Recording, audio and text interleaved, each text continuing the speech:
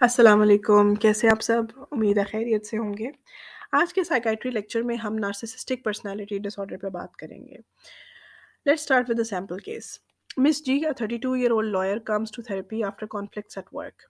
She describes herself as far more intelligent than my colleagues, and she becomes irritated when her achievements are not recognized.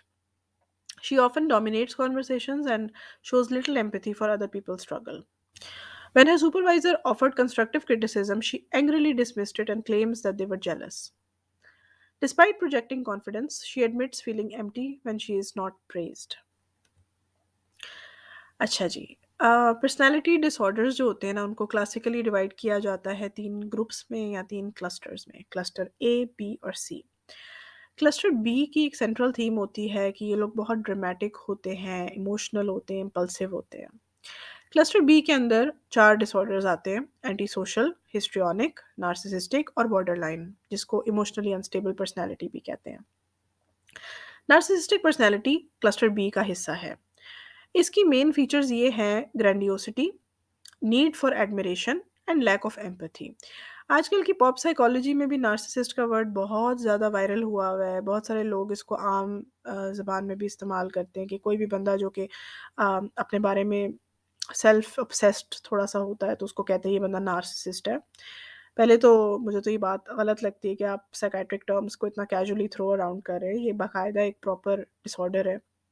Anyway, सो इसमें main ये है कि ये लोग बहुत ज़्यादा सेल्फ ऑब्सेस्ड होते हैं, अपने आप को बेस्ट समझते हैं और बेस्ट कहलवाना चाहते हैं। सबके नोटिस में आना चाहते हैं कि सब उनकी वाह-वाह करें, सिर्फ़ उनके बारे में बात करें और बाकी दूसरे लोगों के मामलात से इनको कोई ग़र्ज़ नहीं होता, एम्पैथी नहीं होती इनको। बहुत एंटाइटल्ड बिहेव करते हैं। They are always fishing for compliments, और अगर कोई इनको इम्पोर्टेंस ना दे जैसे कि वो चाहते हैं, तो ये इरिटेट हो जाते हैं और उनको लगता है कि उनकी इंसल्ट हो गई है।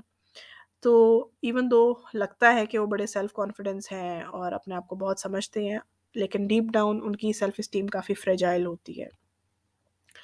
एपिडेमियोलॉजी की बात करें तो तकरीबन पॉपुलेशन के 6% लोग जो होते हैं उनको ये डिसऑर्डर होता है। It's more common in main, और इसके साथ मूड डिसऑर्डर और सब्सटेंस यूज़ के इश्यूज भी देखे गए हैं।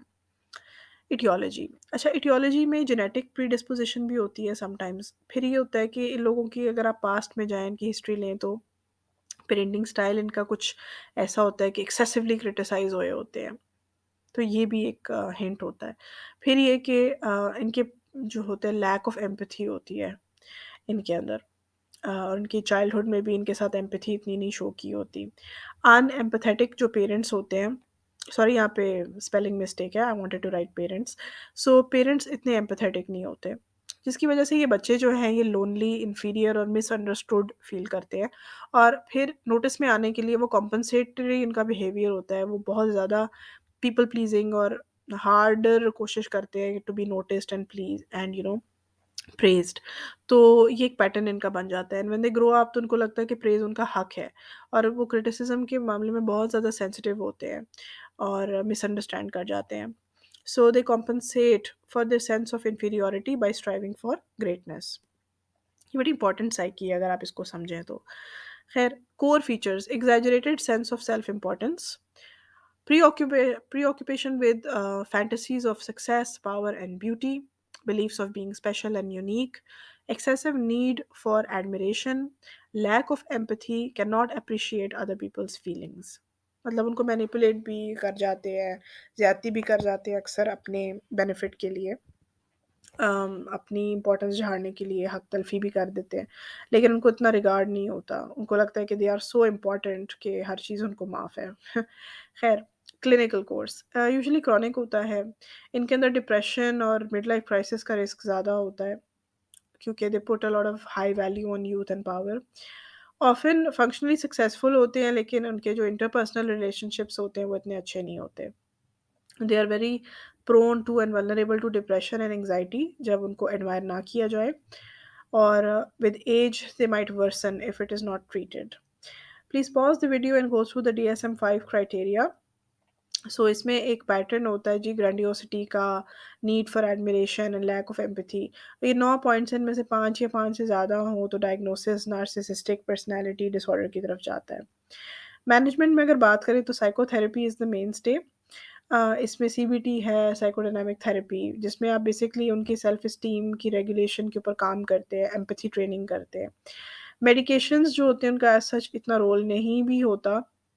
एसएसआरआईज़ और मूड स्टेबलाइज़र्स दे सकते हैं अगर साथ कोमॉर्बिड इश्यू कोई चल रहा है, जैसे डिप्रेशन, एंग्ज़ायटी, इम्पल्सिविटी ज़्यादा है। चैलेंजिंग है इनका ट्रीटमेंट, क्योंकि ये लोग बहुत ज़्यादा मुश्किल हैं भई, इनसाइट इनको नहीं होती, इनको लगता है ये बिल्कुल ठीक है। अपने आप को अपने थॉट प्रोसेस में एक डिफेक्ट इनको नहीं लगता, तो इनको पहले कन्विंस करने में इतना टाइम लग जाता है कि भई आप सही नहीं कर रहे, आप सही सोच नहीं रखते। सो पेशेंट्स जो होते हैं वो वॉलंटरीली तो हेल्प नहीं सीक करते, इनको कोई लेके आता है तो फिर प्रोसेस शुरू हो सकता है।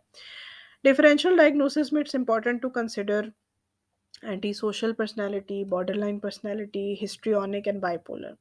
देखिए, एंटी सोशल भी लोगों को एक्सप्लॉइट करते हैं, अग्रेसिव भी हो सकते हैं, लेकिन जो नार्सिसिस्टिक पर्सनैलिटी होती है उनमें क्रिमिनैलिटी का एलिमेंट ऐसा नहीं होता, वो सिर्फ एडमिरेशन चाह रहे होते हैं, सक्सेस चाह रहे होते हैं, एडमिरेशन चाह रहे होते हैं। वेयरएज़ एंटी सोशल पर्सनैलिटी जो होती है थोड़ी वायलेंट और क्रिमिनल किस्म की होती है। एनीवे, बॉर्डरलाइन पर्सनैलिटी जो होती है उसमें अनस्टेबल सेल्फ इमेज होती है, फ़ियर ऑफ अबैंडनमेंट होता है, व्हेयरएज़ इसके अंदर ग्रैंडियोसिटी का एलिमेंट होता है।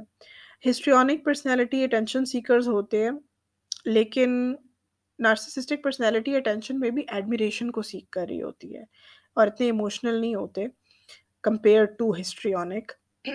फिर बाइपोलर के साथ भी इसका कंपैरिज़न हो सकता है जो मैनिक फ़ेज़ है। लेकिन ये कि बाइपोलर में एपिसोडिक अकरेंस होती है ग्रैंडियोसिटी की, जो ज़ाहिर है मेनिया का भी एक फ़ीचर है ना ग्रैंडियोसिटी। लेकिन वो एपिसोड्स में आता है, हाइज़ भी होते हैं, लो भी होते हैं। लेकिन जो पर्सनैलिटी डिसऑर्डर होता है ये वाला, इसके अंदर ये पैटर्न ऐसे ही चलता रहता है, एपिसोडिक नहीं होता। So let's summarize the presentation. Narcissistic personality disorder में grandiosity है, need for admiration, lack of empathy. ये ईगो सिंटोनिक होता है, यानी कि उनको अपनी गलती नहीं नज़र आ रही होती, उनको अपने वेज़ में कोई रॉन्ग नज़र नहीं आ रहा होता, इसलिए ट्रीटमेंट कंप्लायंस भी पुअर होती है। फ़ोकस होता है हमारा कि उनकी एम्पैथी पे काम किया जाए और इनके मैलएडैप्टिव बिहेवियर्स को रिड्यूस किया जाए। अगर आपको ये वीडियो अच्छी लगी और आपने कुछ सीखा तो प्लीज़ इस वीडियो को लाइक करें, कमेंट करें, शेयर करें, चैनल को सब्सक्राइब करें। Follow me on Instagram and Facebook, and I'll be back with more videos. Allah Hafiz.